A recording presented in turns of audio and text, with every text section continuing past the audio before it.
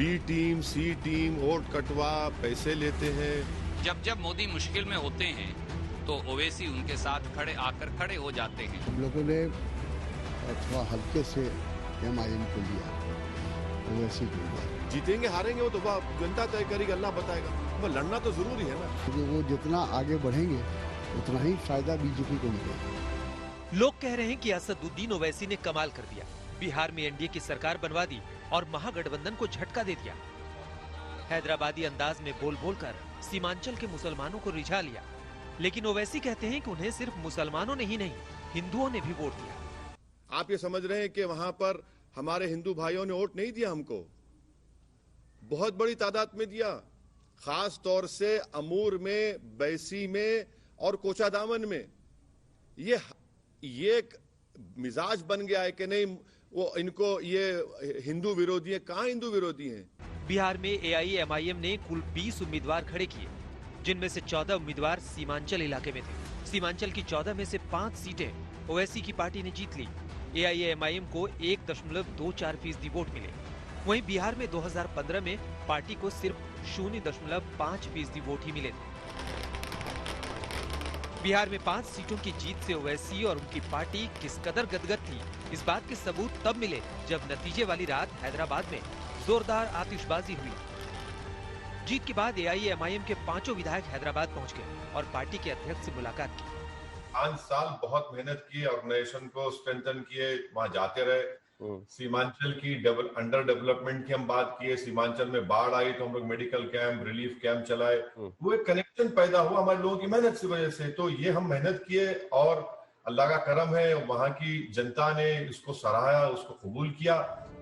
5 सीटों पर ओवैसी की पार्टी के उम्मीदवारों की जीत के साथ एक बात साफ हो गई कि एआईएमआईएम ने जीत के लिए चुनाव लड़ा। जहां पार्टी को जीत नहीं मिली, वहां ओवैसी के उम्मीदवारों को बहुत ज्यादा वोट भी नहीं मिले। ओवैसी जी कभी नीतीश बाबू को अटैक नहीं करेंगे, सुशील मोदी के बारे में कुछ नहीं कहेंगे, कांग्रेस और तेजस्वी यादव जी पर हमला बोलेंगे। क्यों? क्योंकि जब जब मोदी मुश्किल में होते हैं तो ओवैसी उनके साथ खड़े हो जाते हैं। आरएसएस और ओवैसी, एआईएमआईएम एक ही सिक्के के 2 पहलू हैं। क्या क्या आपने कुछ बाकी नहीं रहा ना बोलने के लिए। अब तो बी टीम, सी टीम, वोट कटवा, पैसे लेते हैं, फुला करते हैं। अब हम हेलीकॉप्टर में उड़ रहे तो कहा कि पेट्रोल फुला डाल रहा है। भले ही ओवैसी खुद को वोट कटवा होने से मना कर रहे हों, लेकिन उन्होंने मुस्लिम बहुल सीमांचल इलाके में कांग्रेस और आरजेडी का खेल जरूर खराब कर दिया। इसको समझने के लिए कुछ आंकड़ों को देखते हैं। पूर्णिया की अमौर सीट पर कांग्रेस के अब्दुल जलील मस्तान पिछले 36 सालों से विधायक थे। इस बार उन्हें सिर्फ 11% वोट मिले हैं, जबकि एआईएमआईएम के अख्तर उल ईमान ने 55% से ज्यादा वोट हासिल करके जीत दर्ज की है। बहादुरगंज सीट पर कांग्रेस के तौसीफ आलम पिछले 16 सालों से विधायक थे। इस बार उन्हें सिर्फ 10% वोट मिले, जबकि एआईएमआईएम के अंजार नईमी ने 47% से ज्यादा वोट हासिल की। शायद यही वजह है कि महागठबंधन को इस बात का अंदाजा हो गया है कि ओवैसी को नजरअंदाज करके गलती हो गई। हम लोगों ने थोड़ा हल्के से एमआईएम को लिया, ओवैसी को लिया। हम लोग को उसी समय चेत जाना चाहिए था जब उपचुनाव में उनको कामयाबी मिली थी। लेकिन हम लोगों ने ये सोचा कि शायद वो ज्यादा हमारा नुकसान नहीं कर पाएंगे। ओवैसी को लेकर ये सवाल भी बार बार उठ रहे हैं कि आखिर उन्होंने महागठबंधन में शामिल होकर चुनाव क्यों नहीं लड़ा। हमको तो कोई हाथ लगाने तैयार नहीं है ना। ऐसा लगता है कि इसको हाथ लगाओ तो 550 केवी का शॉट लग जाएगा।